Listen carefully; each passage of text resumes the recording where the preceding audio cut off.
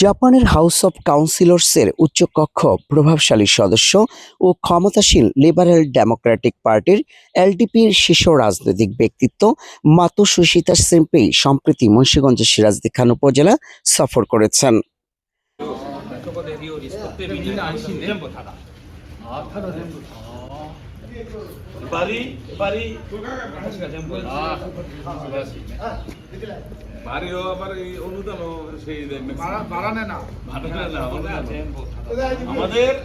জাপানের প্রতিষ্ঠিত ব্যবসায়ী এবং আইসোটো কোম্পানি লিমিটেডের কর্ণধার ইসাপুরা গ্রামের সন্তান হিমউদ্দিনের বিশেষ আমন্ত্রণে তিনি এই অঞ্চলে আসেন।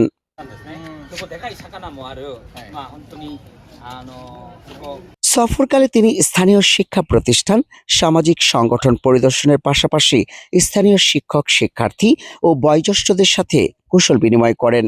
সফরের শুরুতেই মাতোসুশিতা সিম্পেই সিরাজদি খানের অন্যতম বৃহৎ দ্বীনী শিক্ষা প্রতিষ্ঠান আল জামিয়াতুল ইসলামিয়া মোস্তফাগঞ্জ মাদ্রাসায় যান এবং শিক্ষক ও ছাত্রদের সাথে শুভেচ্ছা বিনিময় করেন।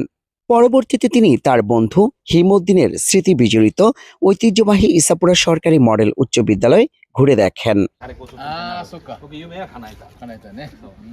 বললাম তোমাকে হেডমাস্টার বানানোর জন্য আমার খুব স্বপ্ন ছিল, তুমি হইছো। বিদ্যালয়ের প্রধান শিক্ষক, অন্যান্য শিক্ষক এবং এলাকার গণ্যমান্য ব্যক্তিদের সাথে এক মতবিনিময় সভায় অংশ নেন তিনি। এ সময় তিনি শিক্ষার্থীদের সাথে কথা বলেন এবং তাদের ভবিষ্যৎ গঠনের দিক নির্দেশনামূলক উৎসাহ দেন। আমার সাথে 16 বছরের বন্ধুত্ব, ওর কারণে আজকে এই পর্যন্ত আসছি। তো হিমুকে সাথে নিয়ে আরো বাংলাদেশকে কিভাবে উন্নত করা যায় সেই ব্যাপারে আমরা চিন্তা করব।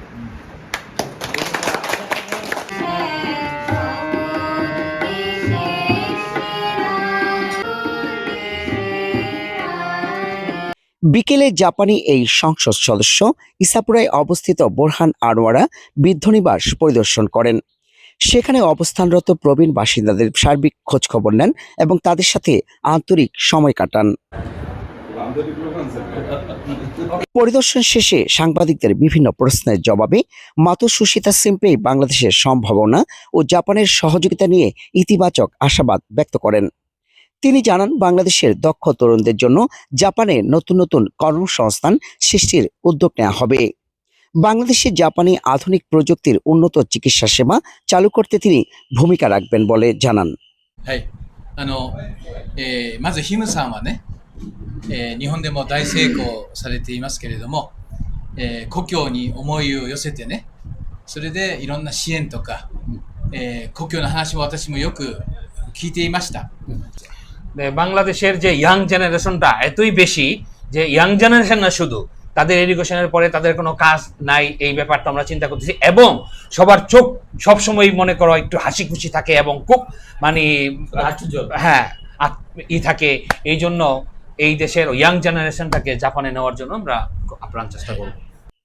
জাপানের রাজনীতিতে মাতোসুশিতা সিম্পেই একজন অত্যন্ত সুপরিচিত ও অভিজ্ঞ ব্যক্তিত্ব।